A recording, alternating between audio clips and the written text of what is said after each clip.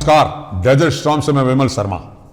आज हमारे बीच में हैं जिला कांग्रेस कमेटी के अध्यक्ष उमेश सिंह तंवर। हाल ही में राजस्थान के मुख्यमंत्री अशोक गहलोत ने जो बजट पेश किया है, उसके बाद में जिस तरह से जिलों की घोषणा की है, उसको लेकर हम उमेश सिंह अध्यक्ष जिला कांग्रेस कमेटी से चर्चा करेंगे। इसके अलावा अन्य मुद्दों पर भी उनसे चर्चा करेंगे, जानेंगे कि किस तरह से वर्तमान जो परिस्थितियां बन रही हैं उसमें कांग्रेस का भविष्य क्या लग रहा है राजस्थान में आगामी चुनावों को लेकर। हमारे बीच में है उमेश सिंह तंवर। उमेश सिंह जी, सबसे पहले तो आपको बहुत बहुत बधाई कि जिस तरह से राजस्थान का जो बजट है वो शानदार अशोक गहलोत ने प्रस्तुत किया है। उन्होंने अपनी छवि के अनुसार जिस तरह से उन्होंने कहा, मांगते मांगते थक जाओगे, मैं देता देता नहीं थकूंगा, उसी कड़ी में उन्होंने पहले तो बजट शानदार पेश किया। उसके बाद में जिस तरह से 19 जिलों की घोषणा की, नए जिलों की, तो उसको लेकर आपका क्या कहना है? धन्यवाद विमल शर्मा जी। राजस्थान के लोकप्रिय मुख्यमंत्री माननीय अशोक गहलोत जी संकल्पबद्ध हैं राजस्थान के विकास, उन्नति और प्रगति के लिए। उन्होंने विगत 4 वर्षों में लगातार ऐसे काम किए जिससे राजस्थान की जनता को ज़्यादा से ज़्यादा राहत मिले। इसी का परिणाम है कि जो चौथा बजट उन्होंने पेश किया उसे बढ़त, बचत और राहत का नाम दिया गया और वो हम सभी के सामने है। इसी प्रकार कल विधानसभा में माननीय मुख्यमंत्री जी ने बजट भाषण पर अपनी रिप्लाई देते हुए 19 जिलों की घोषणा की है। ये अपने आप में मील का पत्थर साबित होगा। ये मास्टर स्ट्रोक है। राजस्थान में कई वर्षों बाद एक साथ इतने सारे जिले बने हैं। मुझे याद है जब बचपन में हम पढ़ते थे, राजस्थान में पहले 26 जिले हुआ करते थे, लेकिन बाद में 3 जिले बने थे, बारां, दौसा और प्रतापगढ़। बाद में राजसमंद भी बना। लेकिन अभी जो एक साथ 19 जिलों की घोषणा की गई और 3 नए संभाग बनाए गए, राजस्थान की भौगोलिक दृष्टि को देखते हुए, लंबे क्षेत्रफल को देखते हुए जनता की मांग थी और समय की आवश्यकता थी कि इस समय राजस्थान में अधिक से अधिक जिले बने ताकि जनता को अधिक से अधिक राहत प्रदान की जा सके, सरकार चलाकर उनके पास जा सके, नज़दीक जा सके, दूरियां कम हो, जिला मुख्यालय से आमजन की दूरियां कम हो, जिला कलेक्टर और पुलिस अधीक्षक जनता के बीच शीघ्र अतिशीघ्र पहुंच सके, दूरियां कम करते हुए उनके लिए अधिक से अधिक संसाधन जुटाए जा सके और विकास को, प्रगति को नए पर लगाया जा सके। इसी उद्देश्य से माननीय मुख्यमंत्री जी ने ये 19 जिलों की घोषणा की है और 3 संभागों की घोषणा की है। ये बहुत ही शानदार कदम है जिसका परिणाम आगामी दिनों में देखने को मिलेगा। जिस तरह से एक साथ 19 जिलों की बरसात कर दी, मगर उस बरसात की छींटों के हकदार जैसलमेर जिले के भी थे कहीं न कहीं।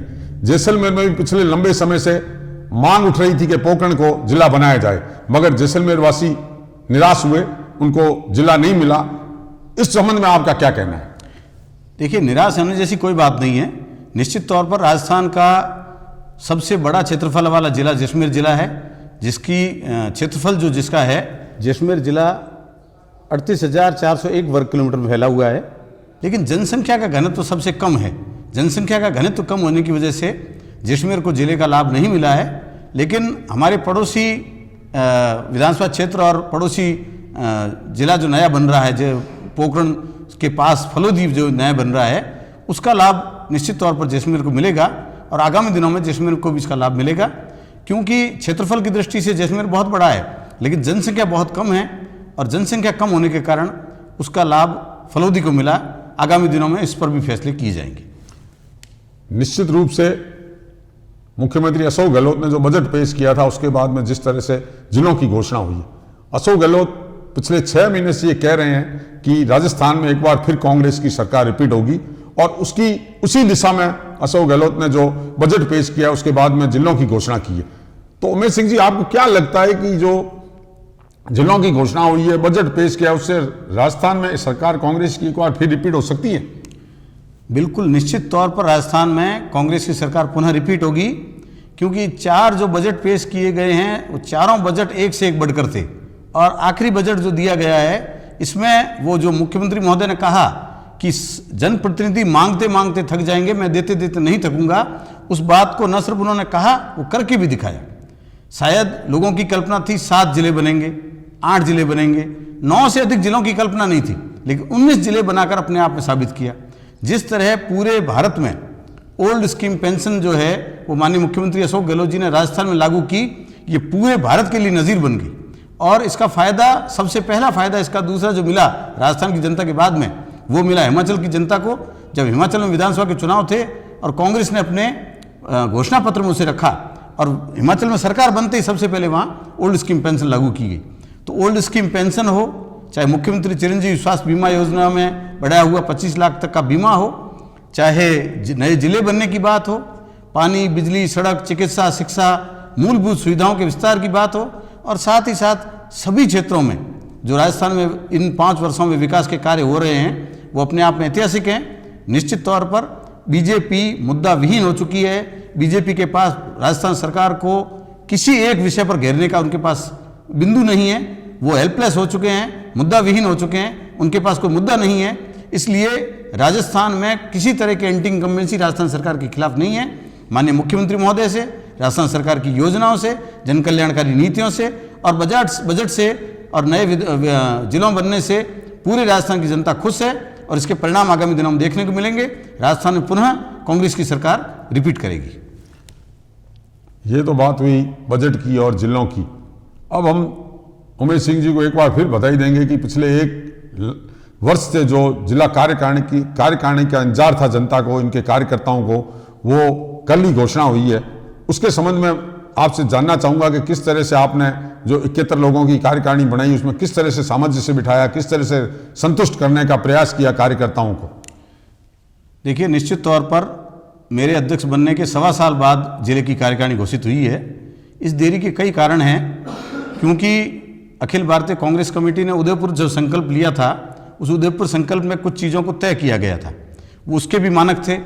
उसके बाद में प्रदेश कांग्रेस कमेटी हमसे चाहती थी कि न्यूनतम से न्यूनतम कार्यकारिणी रखी जाए 45 की, और हम सभी 13 जिलाध्यक्ष जो नए बने, हम सभी ने मांग की थी कि कम से कम 100 की कार्यकारिणी रखी जाए, क्योंकि 100 की कार्यकारिणी इसलिए ज़रूरी है कि जिले के क्षेत्रफल, लंबे चौड़ा भौगोलिक क्षेत्रफल है यहाँ का, और सभी जाति वर्गों को मौका मिले। इसके लिए हम सभी जिलाध्यक्षों की मांग थी कि 100 की कार्यकारिणी रखी जाए।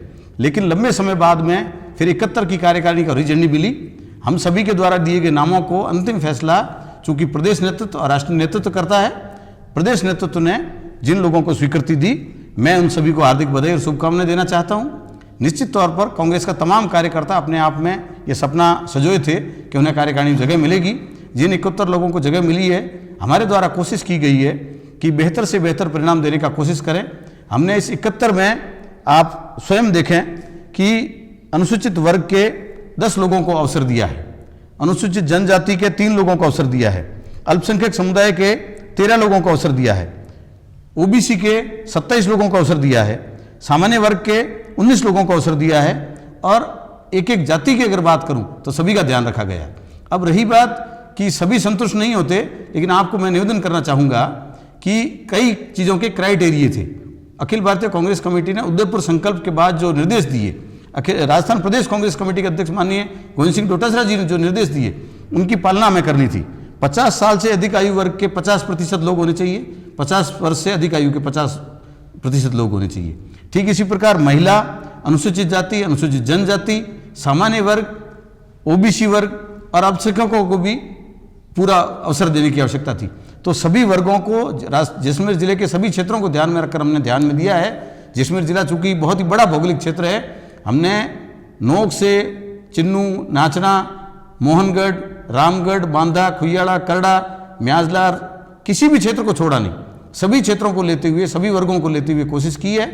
आगामी दिनों में हम लोग ब्लॉक की कार्यकारिणी जारी करने जा रहे हैं, आगामी दिनों में मंडल की कार्यकारिणी जारी करने जा रहे हैं, इसी प्रकार नगर की कार्यकारिणी बनेगी। कांग्रेस का कोई भी कार्यकर्ता निराश नहीं हो, कांग्रेस के तमाम कार्यकर्ताओं को जिम्मेदारी दी जाएगी, उन्हें जिम्मेदारी देकर उन्हें काम सौंपा जाएगा और उनके व्यक्तित्व की, उनकी पर्सनैलिटी डेवलप की जाएगी, उन्हें अधिक से अधिक मौका देकर अवसर प्रदान किया जाएगा कि वो जनता के बीच जाकर सेवा कर सके और कांग्रेस पार्टी का संदेश ले जाकर जा सके।